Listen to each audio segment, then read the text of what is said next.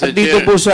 Mr. Chair. Excuse me, Congressman Marcoleta, I'm still asking questions. Ang Kongreso ang guardian of public funds. Ang investigasyon sa government transaction is a proper exercise of the power of inquiry. Kabilang sa mga transaksyong ito ang government agencies created by Congress. Number 2, officers whose position are within the power of Congress to regulate or even abolish. Mr. Chair. Yes, Congressman Marcoleta. May I make a very short rejoinder? Mr. Chair, Yes, please. considering that you mentioned Article 6, Section 21 of the Philippine Constitution, that relates to our function in aid of legislation. It's inquiry or investigation in aid of legislation. Incidentally, Mr. Chair, Section 22 is the oversight function of Congress. Dapat sana ang COA ay doon po kayo bumase doon sa oversight function, not under Section 21, because that is in aid of legislation. That is the limitation imposed by law. Hindi po lahat ng investigation ay po pwede. Under that particular section of 21, there should be a legislative purpose. Nakabalangkas na po yun. Hindi po gagawa ng batas habang nagtatanong o pagkatapos na magtanong.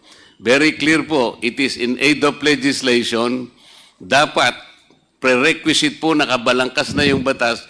The reason why we are asking you to appear before us is to help us complete the legislation. Sa ngayon po, with all the questions answered and asked, wala pa pong malinaw na legislative purpose. Am I correct? Meron na po. Ano? Mr. Chairman, marami po. Point of order. Well, in Mr. Chair. fact, What is the point of order Point of of order, Congressman Mr. Chair. Acop? The Honorable Marcoleta has still the floor. Let him finish. As I've said a while ago, we follow our rules. Yes. Thank you, Mr. Chair. Please continue, Congressman Marcoleta. Yes, I know that. But ang sinasabi ko lamang po, I do not contest that. Pero ang sinasabi ko, if it is in aid of legislation, maliwanag po sana na una na po yung balangkas. Kahit outline lang. Hindi yung pong nagtatanong na tayo ng nagtatanong, sapagkat meron din pong jurisprudence na hindi dapat mauna po yung kabayo kaysa sa kalesa. Kasi po yung kabayo, ihilay niya yung kalesa. Maraming salamat po, Mr. Chair. Thank you Mr. for Chair. your time. Mr. Chair. Congressman Acop, you recognize. I do not want to debate with the erudite Honorable Marcoleta. But I think Article 6, Section 21 of the 1987 Constitution will be followed. Why? Because this was strengthened by the case of Romero versus Estrada in the year 2009, where it was decided by the Supreme Court, and I would like to quote, inquiries in aid of legislation are utilized to enable the legislative body to gather information and thus legislate wisely and effectively, and to determine whether there is a need to improve existing laws or enact new or remedial legislation, albeit the inquiry need not result in any potential legislation. Those are the words of the Supreme Court.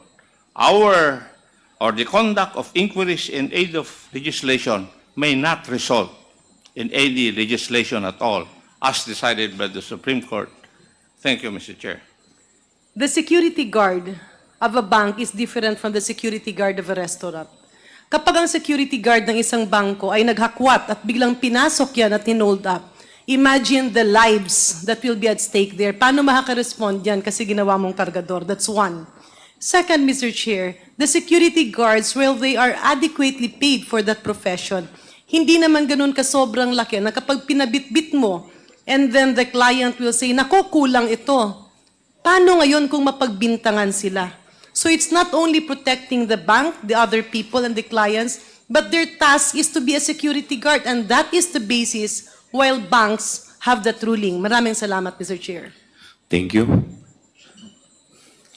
Mr. Chair, my kumare is speculating.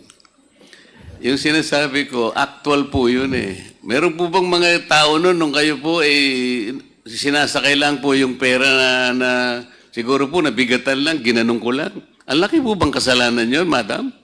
Mga bangko po kayo eh, di ba? Dapat po yung mga kliyente naman nagbibigay kayo kahit anuman lang kaluwagan. Napakahigpit naman ninyo pala sa pagtulong para namang hindi Pilipinong ugali naman po yung pala yung pinamamalakad nyo sa bangko ninyo. Land bank pa naman kayo, gobyerno pa naman kayo.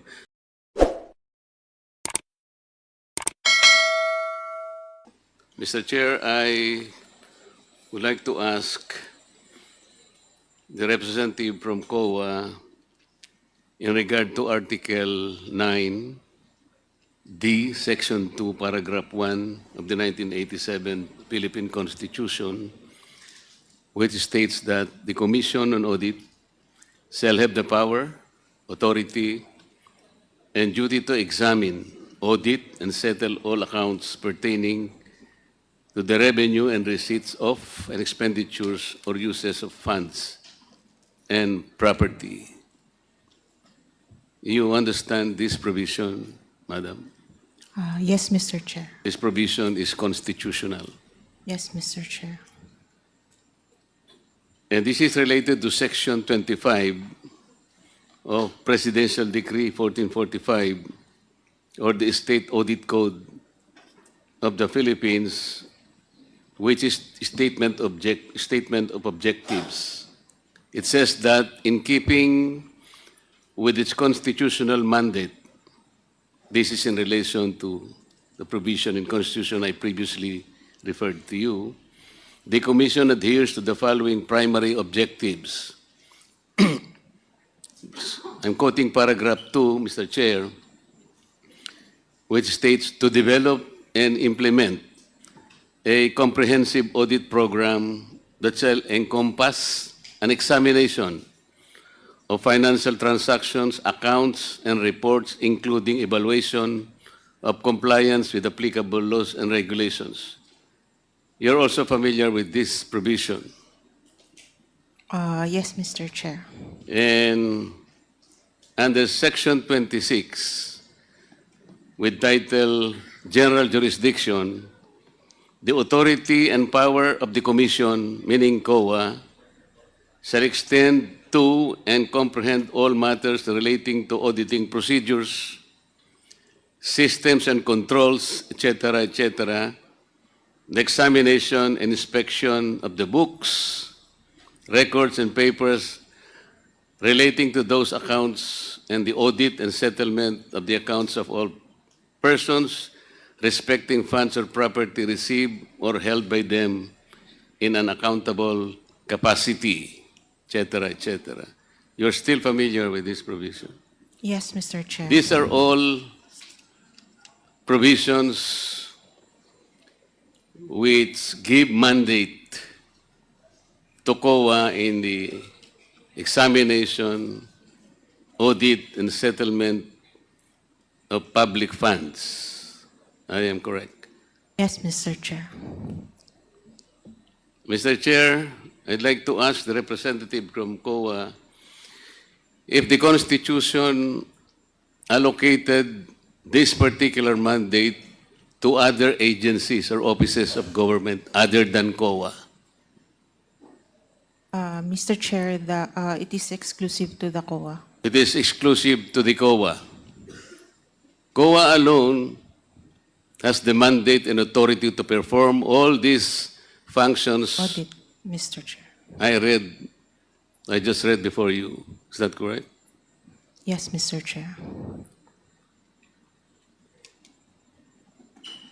In issuing the audit observation memo to the Office of the Vice President,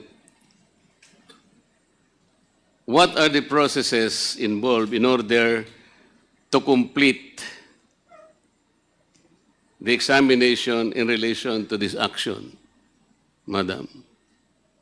What audit actions, Mr. Chair? Para makumpleto po ninyo yung audit observation memo na inisyo po ninyo sa opisina ng Vice President, ano po yung nararapat gawin nila para sa ganun matugunan po yung action na ginawa ng COA? As to the AOM, Mr. Chair, kailangan po nila mag-submit ng compliance dun sa observations namin, Mr. Chair. Ilan-ilan pong mga requirements ang dapat gawin para po matugunan nila yung requirements na hinihingi po ng audit observation memo? Kung ano po yung nasa audit observation memorandum, Mr. Chair. Pwede po bang i-enlighten nyo kami kung ano-ano po yung mga yon para sa kapakanan po naming lahat at lahat po ng nakapakikinig nitong ating pinag-uusapan? Mr. Chair, depende nga po kung ano yung content ng AOM. So if there are 2 observations, edi malamang po, 2 po yung i-comply. If there are 5, 5 po ang i-comply. Kaya nga po, Mr. Chair, I am referring to the audit observation memo that you issued to the Office of the Vice President. What period po? Kasi Ito pong pinag-uusapan natin ngayon. yung pinag-uusapan po natin, meron po from 2022, meron din pong 3 from 2023. Yun nga po. Hindi po ba pinagsama na po yun at yan po yung subject ng inquiry ng committee ito? At dahil nga po doon, Mr. Chair, ay in-advisean po yata kayo sa magitan ng isang sulat. Kung hindi po ako nagkakamali, sa Ginoong Ortonio ang gumawa na pinirmahan yata ni Atty. Sanchez. Ang sulat pong iyon, sa aking pagkakaintindi mula po sa interpellation kanina pa, ay mukha pong ina-advisean kayo ni Atty. Sanchez na i-ignore po ninyo yung subpoena ng committee ito sapagkat yung ignore po yung House probe sapagkat hindi pa po kumpleto o conclusive yung audit observation memo. Parang ganun po yung aking pagkakaintindi. Tama po ba? Yung request po nila, Mr. Chair, yes, Yes, po. ma'am. Yes po. Noon pong sabihin ni Atty. Sanchez na ang inyo pong audit observation memo ay hindi pa conclusive o hindi pa kumpleto sapagkat marami pa kayong hihingin sa kanila na isusumitin nila sa opisina ninyo, tama po yung kanyang isinulat. Hindi po ba? As to yung mga 2023 na AOMs po, kasi at that time, kailangan pa po nilang mag-comply. Yun nga po. Yung sa 2022 po, sila, nag-issue na ng NS, nag-comply na din sila. Tapos na po yun. Hindi pa rin po deficient, so nag-issue na po ng ND. Sa mga tweet po ng ND, yun pong ND ay yung Notice of Disallowance. Yes, Mr. Allowance po, madam, is also, ito po ay appealable and contestable. Yes, Mr. Meaning to say, it is not a final judgment. Yes, Mr. Sa mga tweet, yung pong sulat nila sa inyo, ina-advisean po kayo na sana siguro kawalan ng paggalang sa committee ito. Kung hindi, ang ibig nilang sabihin, sapagkat marami pa po namang kayong kakailanganin sa commit, iniisip po siguro nila para hindi makomplicate ang pag-uusap, sana ay huwag na muna inyong bigyan. Kasi po humihingi ang House, ang ating po, nung mga dokumento na kakailanganin po dito sa kanilang pagdinig. Tama po ba? Yes, Mr. Chair. Okay. Bakit hindi po ninyo binigyan ng due course po ni Atty. Sanchez? Ano pong dahilan? Mr. Chair, nag-issue po ang House, ang committee po, ng subpoena juris tecum sa COA. And dun po sa rules ng COA, pwede naman po kaming maservan ng subpoena. And ayun po, nag-comply lang po kami based dun sa subpoena po. Mr. Chair, kung halimbawa yung subpoena ng committing ito ay tumutukoy sa mga bagay na hindi pa po ninyo iniimbestigahan, sa akin palagay tama lamang po yun. Ngunit dahil po yung bagay na hiningi po nila ay iniimbestigahan na ninyo, hindi ba dapat ay pumayag kayo na sana'y i-advise nyo yung ang House na, Sir, Madam, with all due respect, ay hindi muna po namin kayo mabibigyan ng inihingi po ninyo sapagkat sa ngayon po ay kami po yung kasalukuyan pong nag-iimbestiga. Hindi po ba pwede ring idahilan yon, Madam, without disrespecting the Committee on Good Government?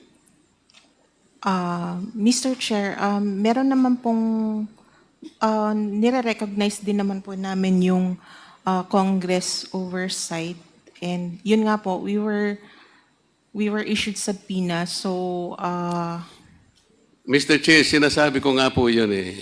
Kung sa bagay siguro na hindi pa ninyo iniimbestiga, makatwiran lang na talagang pagbigyan nyo at nasa lugar naman po. Ngunit sa ganito pong itong pag-uusap na ito, na ang involved pong subject matter yung 2023 na inyo pong iniimbestiga, hindi po ba nyo naisip na maaari pong makompromiso ang ginagawa ninyo? Halimbawa po, hindi po ba sa mga proseso o procedures na ginagawa po ninyo, ang audit observation memo at saka notice of disallowance ay confidential po in nature? yes po. Kasi po, kaya ginagawa niyong confidential sapagkat gusto niyong maproteksyonan ang mga karapatan ng mga partido sapagkat wala pang ang conclusiveness eh. Iniimbestiga pa nga lang eh. Tama po? Yes, Mr. Chair. Actually, audit lang po yung sa amin, not technically, hindi po investigate. Kaya nga importante po na maproteksyonan kasi ino-audit nyo lang. At alam po ninyo, yung pag-audit ay maaari pong i-contest mula sa level ng regional director, kung nasaan man nagumpisa. Kung sakasakali pong hindi natapos doon, maski sa level ng commission proper, inaapila pa rin po. At kung sakasakali po hindi napagbigyan doon, umaabot din po yun hanggang sa kataas-tasang hukuman, hindi po ba? Kaya po pinapanatili natin confidential ang proseso.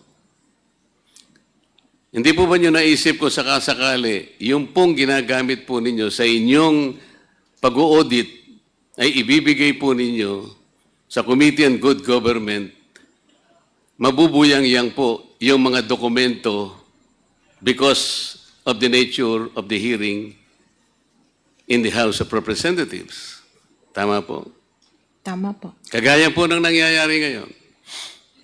Bago po ako magpatuloy, ay gusto ko munang itala on record na hindi ko po binibigyan ng hatol.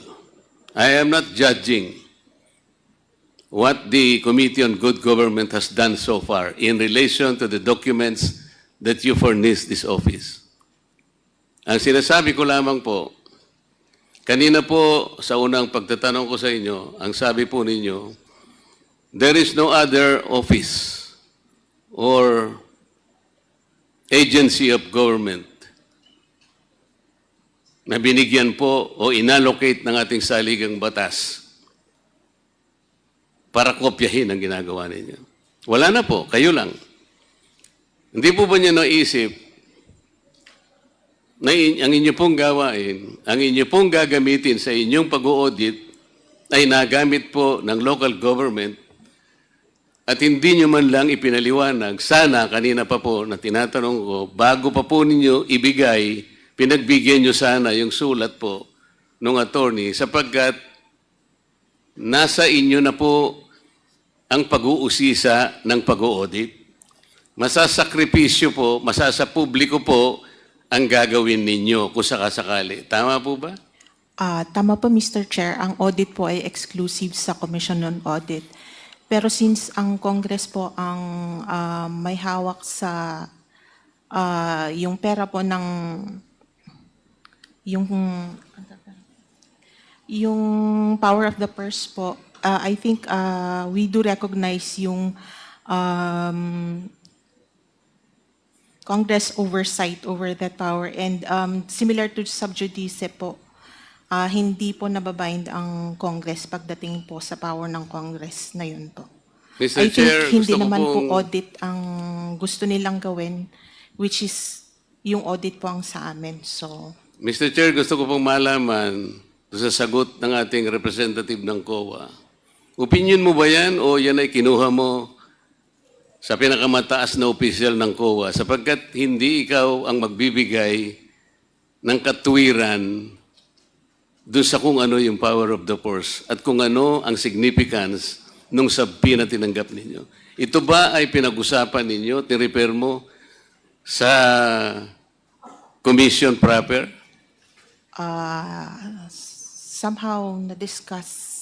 Ano po? Somehow po na-discuss. What do you Although mean ang- somehow? Kasi po importante yun eh. Alam po ninyo na magkakaroon po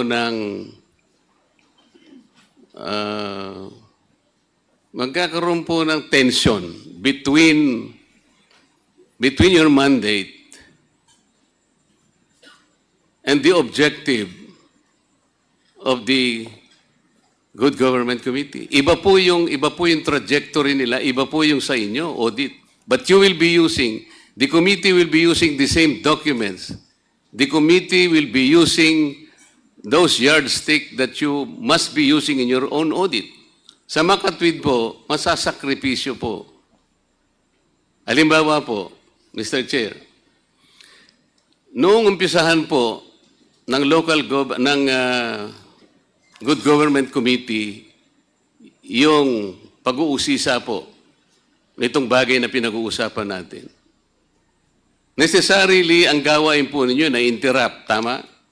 Yes po. Huminto kayo. Hinihintay ba ninyo kung anong magiging outcome po ng pag-uusisa at pag-iimbestiga ng good government?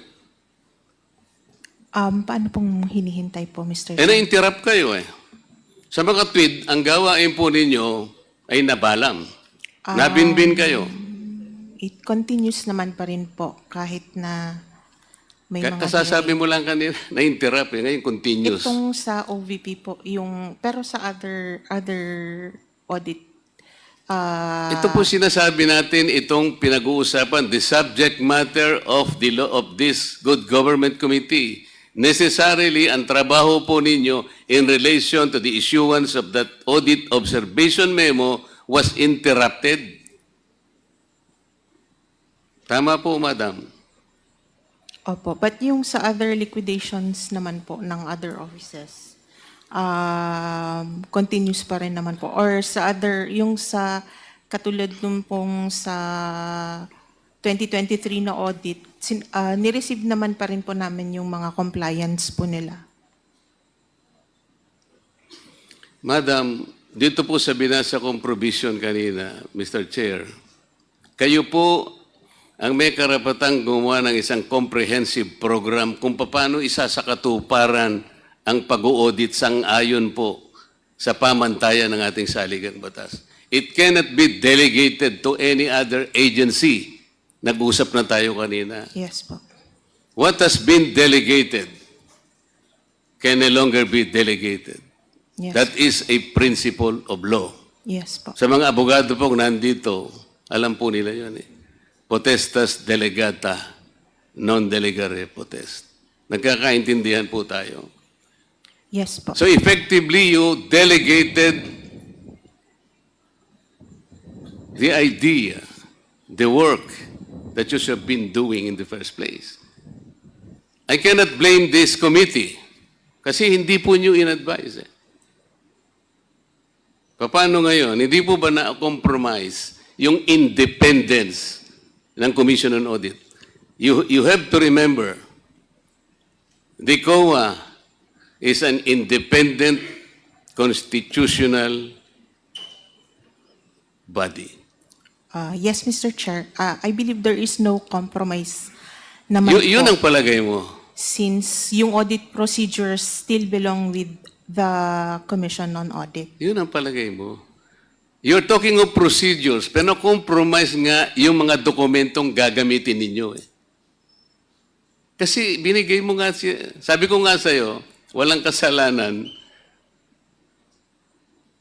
ang committee ito sapagkat sinabi na binigay mo without advising them. Sana man lang, sumulat ka man lang, and then the committee, malay mo, they have weighed their options. Baka sakaling hindi ganito nangyari. In this particular case, narinig mo kanina, nagsalita ang aming speaker. Sabi niya, let us strengthen the institution that uphold our democracy. Pero po, doon sa ginawa po ninyo, did you strengthen the foundation and the independence, the authority of the COA as enshrined in the Constitution? Mr. Chair, dun po sa compliance po namin, we emphasized on the confidentiality of the information.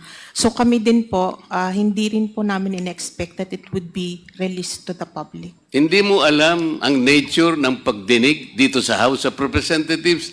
This is always public. Ikaw naman. How can you say na hindi mo alam? Sa inyo po kasi confidential. Iba po yung modality nyo because this is audit.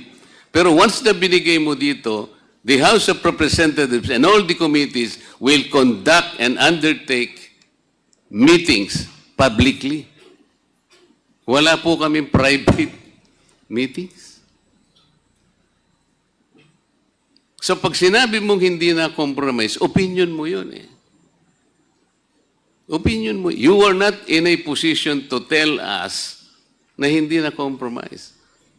Only time will tell. Siguro po dapat pinaalam po ninyo.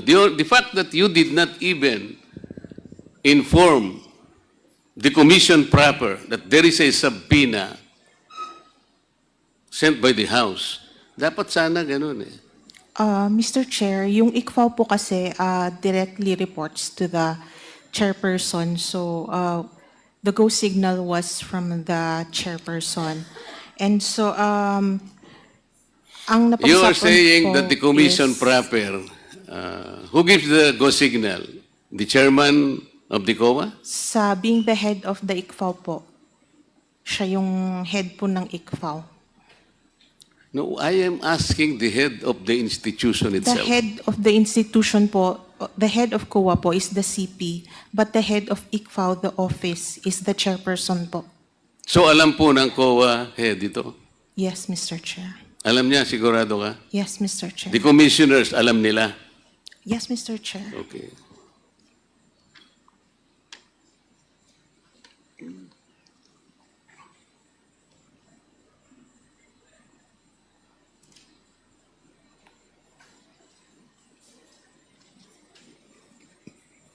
Narinig po ninyo yung bahagi ng mga interpellation ng mga kasama ko kanina. Most of it siguro, meron po kayong natatandaan.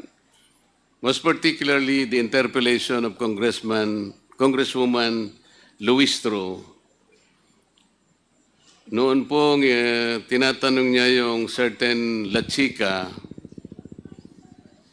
was guilty of usurpation Acosta. of authority.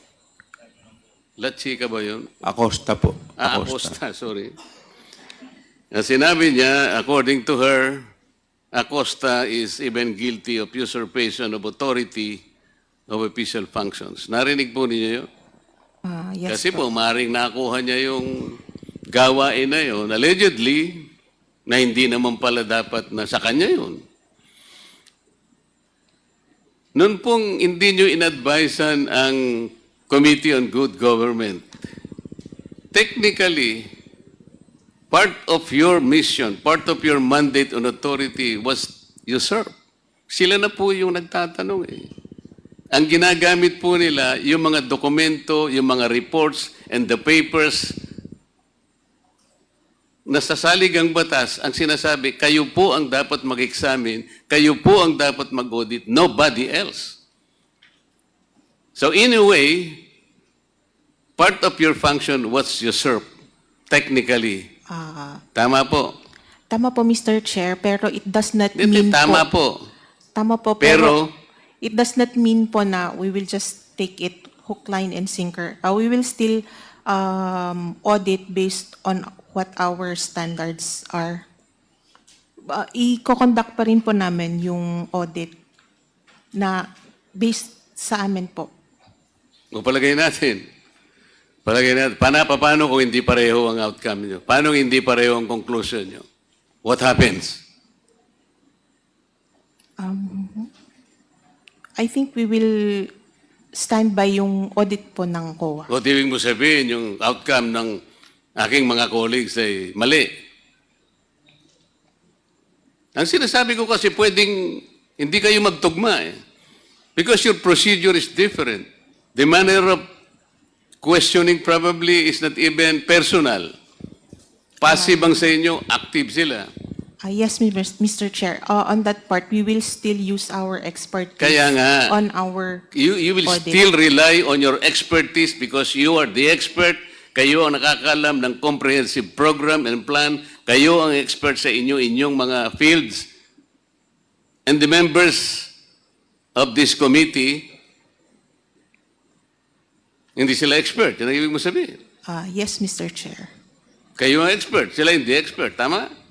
Kaya pwedeng Iba naman po ang sa Kaya nga yun ang Congress, sinasabi ko Mr. sa iyo Chair. magkakaroon sigurado kayo ng pagkakaiba ng resulta.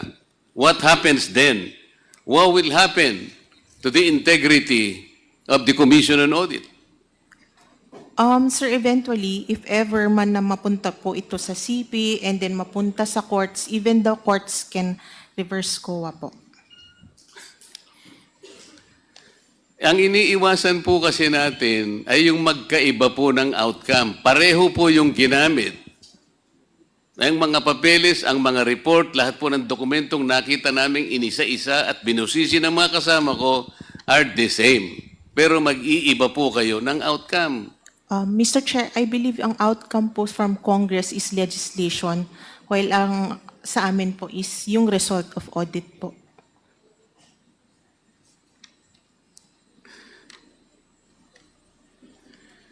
Do you believe that you have abdicated your authority by giving to this committee the very basis of your audit because they were made public? No, Mr. Chair. Why do you think that your answer is correct? Uh, How about if you are wrong? We are still the auditors. You are still the auditor. Pero pinamigay po ninyo part of your function.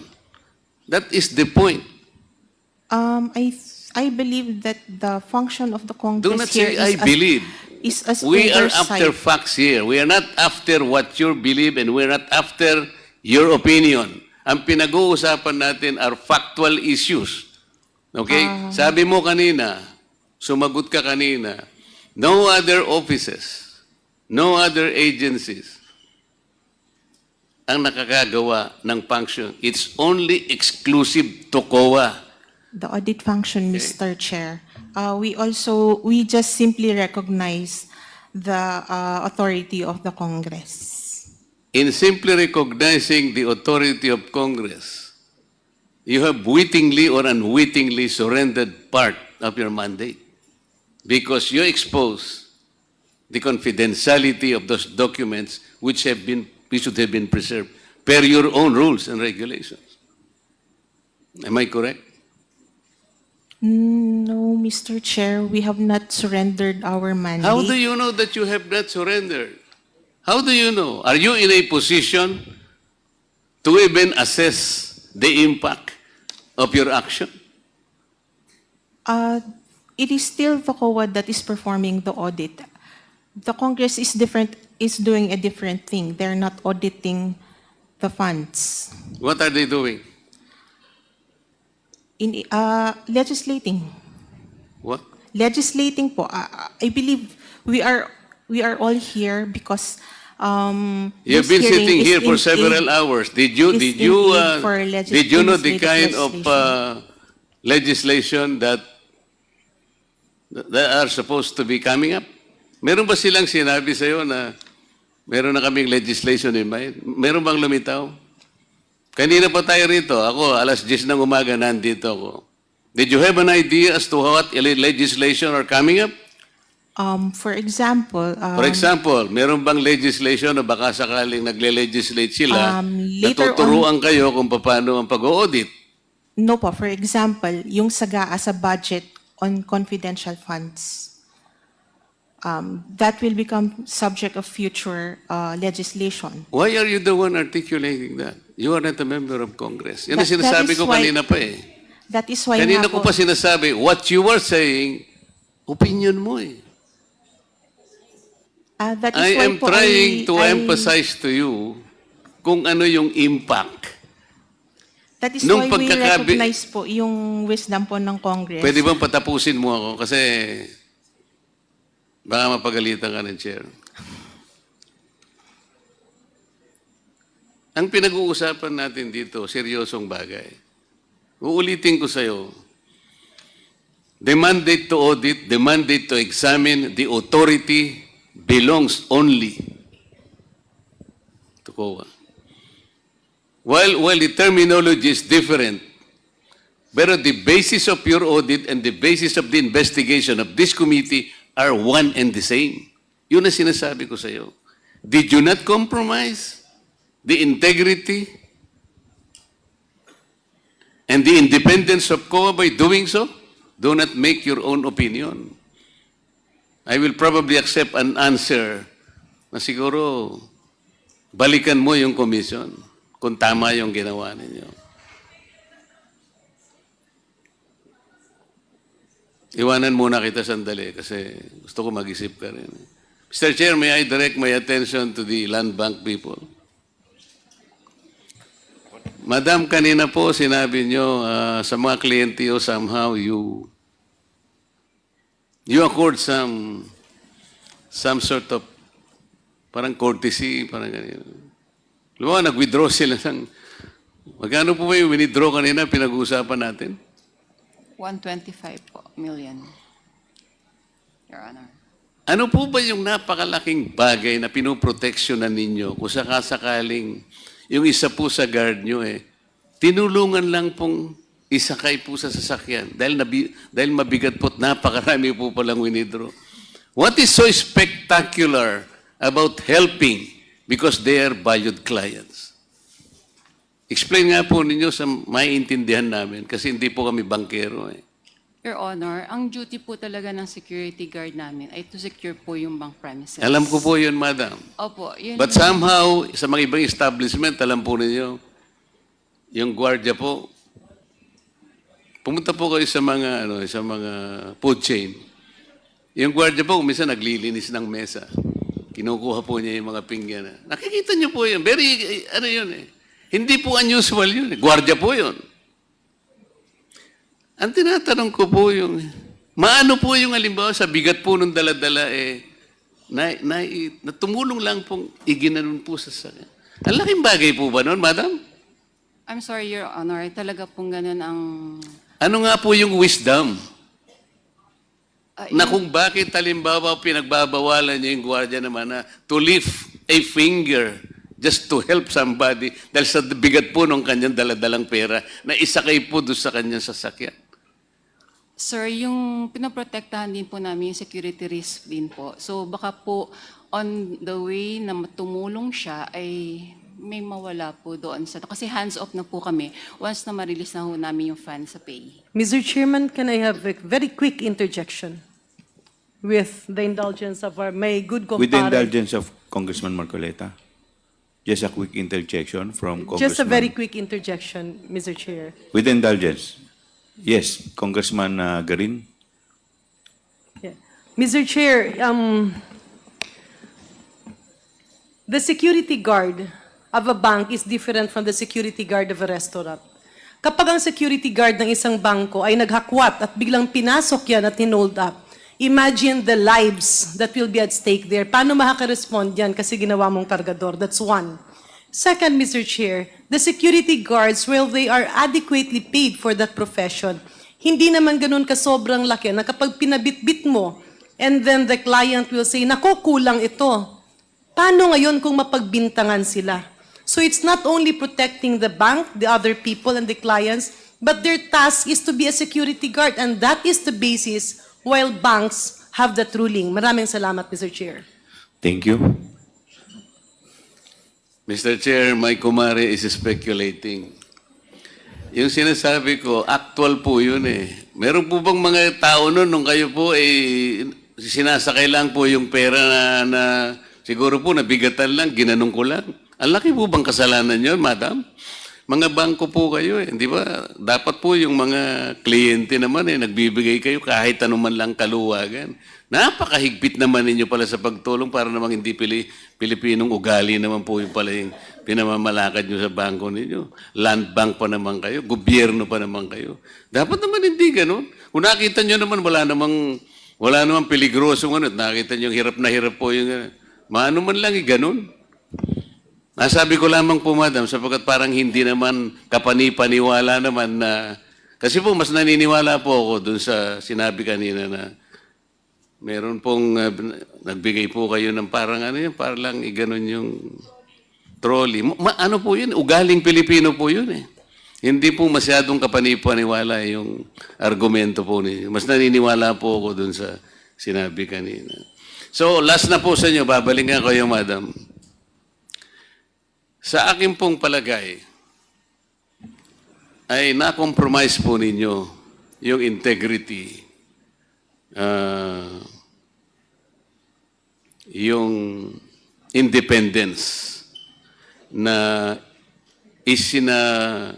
ano ba sa Tagalog, yung repose, yung ipinagkatiwala sa inyo ng saligang batas. Maring hindi po nyo alam, maring hindi conscious kayo, pero part of that authority na ibigay po ninyo. Sa makatwid, meron pong na-compromise ngayon. Sa aking palagay po, kung talagang susuriin ito, kung makakapagseryoso po tayo, baka po maring managot po ang inyong mga opisyal. I am referring to the chairman and the commissioners of COA. Somebody might file an impeachment case on the ground of, ano bang grounds natin? Betrayal of public trust. Alam po ninyo, mataas na uring pagpapahalaga yun eh. Kayo na rin po ang umamin at alam kong tama naman ang sinabi niyo. There is no other agency of government. Ang saligang batas po, mahigpit ang tagubilin. Siloso po yung saligang batas. Ayaw niya na meron po kayong ipagbibigyan pa. It was delegated exclusively to you. You cannot delegate that, even part of that particular authority and function. Mr. Chair, salamat po sa inyong panahon. Thank you, Congressman Marcoleta. The chair would like to pose a few questions to the COA, Attorney Camora. Attorney Camora, do you agree with me that COA, under the Constitution, have the power and duty to examine, audit, and settle all accounts pertaining to all revenues, receipts, so forth, and so on? Yes, Mr. Chair. Okay, thank you. And do you also agree with me that under the 1987 Constitution, it likewise provides, specifically Section 21, that the Senate or the House of Representatives or any of the respective committees may conduct inquiry in aid of legislations in accordance with its duly published rules of procedure. Tama po ba? Tama po, Mr. Chair. Okay, so perhaps this is the reason kung bakit po kayo sumunod sa subpoena duces tecum na binigay po sa inyo nitong committee. Tama po ba? Tama po, Mr. Chair. Salamat. Mr. At dito Chair, po sa... Mr. Chair. Excuse me, Congressman Marcoleta, I'm still asking questions. At dito po sa aming rules, maliwanag po dito, under Section 1, Power to Conduct Inquiries. Pursuant to Section 21, Article 6 of the Constitution, the House of Representatives or any of its committees may conduct inquiries in aid of legislation in accordance with these rules. Second paragraph, the filing or pendency of a case before any court, tribunal, or quasi-judicial or administrative body shall not stop or abate any inquiry conducted to carry out a legislative purpose. Now, my question is, ito pong audit na ginagawa po ninyo, nung kayo po, ito po ay nandirito na sa NBank na po ba to? Sa commission proper na po ba to? Wala pa po, Mr. Chair. Asa na po to? Yung ND po, hindi po Would siya you consider na-appeal. this as quasi-judicial? You are exercising quasi-judicial function. If it goes to appeal po, it Okay. will be quasi. If it does not goes to appeal, nasaan pa lang po to? Nasa audit. Administrative. Yes po. Tama po ba? Yes po. So, ibig sabihin, pasok po dito sa amin. Sa binasa ko po, the filing or pendency of a case before any court, tribunal, or quasi-judicial or administrative body shall not stop or abate any inquiry conducted to carry out a legislative purpose. Tama po ba? Yes po, Mr. Okay. Chair. Ano po ang rationale nito? Ang rationale po nito, because Congress has the ano po? Anong function po meron kami? Legislative. On top of that,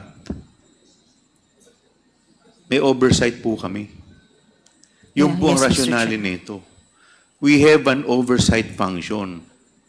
Now, to question the constitutionality of Congress, ano po ang pinakatama pong hakbang gawin? To file a petition before the Supreme Court. Petition for certiorari.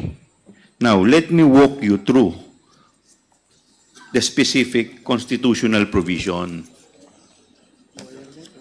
In the case of Romero versus Estrada, the Supreme Court emphasized that the inapplicability of the sub judice rule to inquiries in aid of legislation is not limited to criminal or administrative cases.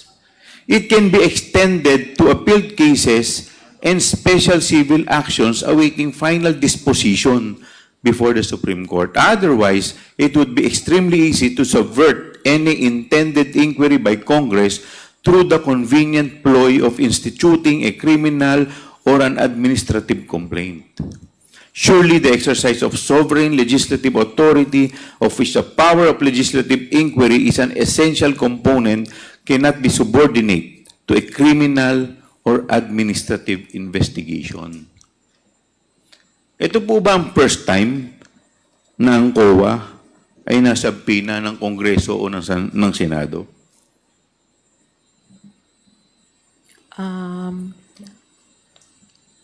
Ngayon lang po sa akin ay hindi ko po alam kung may ibang instances sa rest of COA. Pero since ngayon lang po ang experience Sa inyo ko, po. so I can speak Okay. only for myself. So, pero maliwanag naman po yung ating explanation na ang Kongreso po ay may kapangyarihan. Tama po ba? That is the reason why you complied with the subpoena duces tecum that Congress or this committee issued before the Commission on Audit. Tama po ba? Tama po, Mr. Chair. Okay, thank you. Mr. Chair. Mr. Chair. Mr. Chair, Yes, Congressman Marcoleta. may I make a very short rejoinder? Mr. Chair, Yes, please. considering that you mentioned Article 6, Section 21 of the Philippine Constitution, that relates to our function in aid of legislation. It's inquiry or investigation in aid of legislation. Incidentally, Mr. Chair, Section 22 is the oversight function of Congress. Dapat sana ang COA ay doon po kayo bumase doon sa oversight function, not under Section 21, because that is in aid of legislation. That is the limitation imposed by law. Hindi po lahat ng investigation ay po pwede. Under that particular section of 21, there should be a legislative purpose. Nakabalangkas na po yun. Hindi po gagawa ng batas habang nagtatanong o pagkatapos na magtanong. Very clear po, it is in aid of legislation. Dapat, prerequisite po, nakabalangkas na yung batas. The reason why we are asking you to appear before us is to help us complete the legislation. Sa ngayon po, with all the questions answered and asked, wala pa pong malinaw na legislative purpose. Am I correct? Meron na po. Ano? Mr. Chairman, marami po. Point of order. Well, in Mr. Chair. fact, Point What is the point of order Point of Congressman Mr. Chair. Acop? The Honorable Marcoleta has still the floor. Let him finish. As I've said a while ago, we follow our rules. Yes. Thank you, Mr. Chair. Please continue, Congressman Marcoleta. Yes, I know that, but ang sinasabi ko lamang po, I do not contest that. Pero ang sinasabi ko, if it is in aid of legislation, maliwanag po sana na una na po yung balangkas. Kahit outline lang. Hindi yung pong nagtatanong na tayo ng nagtatanong, sapagkat meron din pong jurisprudence na hindi dapat mauna po yung kabayo kaysa sa kalesa. Kasi po yung kabayo, ihilay niya yung kalesa. Maraming salamat po, Mr. Chair. Thank you for your time. Congressman Acop, you recognize. I do not want to debate with the erudite Honorable Marcoleta, but I think Article 6, Section 21 of the 1987 Constitution will be followed. Why? Because this was strengthened by the case of Romero versus Estrada in the year 2009, where it was decided by the Supreme Court, and I would like to quote, "Inquiries in aid of legislation are utilized to enable the legislative body to gather information and thus legislate wisely and effectively, and to determine whether there is a need to improve existing laws or enact new or remedial legislation, albeit the inquiry need not result in any potential legislation." Those are the words of the Supreme Court. The conduct of inquiries in aid of legislation may not result in any legislation at all, as decided by the Supreme Court. Thank you, Mr. Chair. Mr. Chair, may I Yes. pose some questions, Mr. Chair? Before I recognize you, let me first quote the case of Ong versus Senate Blue Ribbon Committee. Dito po, sabi po dito,